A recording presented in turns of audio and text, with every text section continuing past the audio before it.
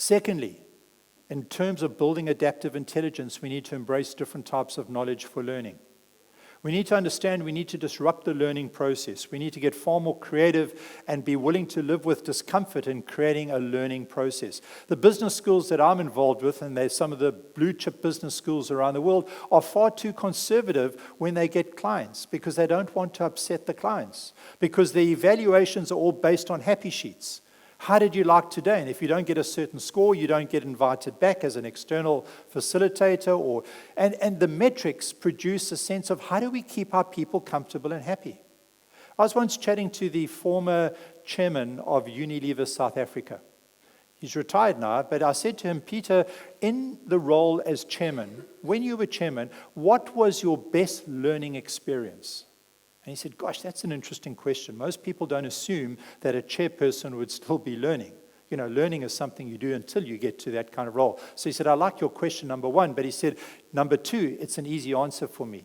He said, a couple of years ago, I had a memo from head office in London that was informing me of a global chairperson's conference that Unilever were calling. And all it gave me was a date, a time, and a street intersection in Manhattan. So he said, clearly I realized there had been miscommunication. I needed agendas. There were reports I needed to prepare. So he said, I went to one of my PAs. He had two PAs, and he said, I'm at the office for a few days. When I get back, please, will you have all this stuff together for me? She says, no problem. He says, I get back to the office and say, and? She says, sorry, sir, that's it. Date, time, street intersection in Manhattan. So he gets on the phone to London. He says, this is nonsense. And he says, the more I bang my fist on the table, demanding agendas and reports, etc., the more I get stonewalled. Sorry. And he said, I got angrier and angrier. But he said, to be honest, looking back, my anger was masking a growing level of anxiety because I like to be in control. He said, I was so nervous that come the appointed time, I flew into New York ahead of time, checked into a nearby hotel. So he said, when it came time to meet, at least I had showered, I had changed. He said, I had colleagues who were getting out of taxi cabs from JFK, who had flown in from around the world, standing with their Gucci luggage in the middle of Manhattan. These were chair people of Unilever International.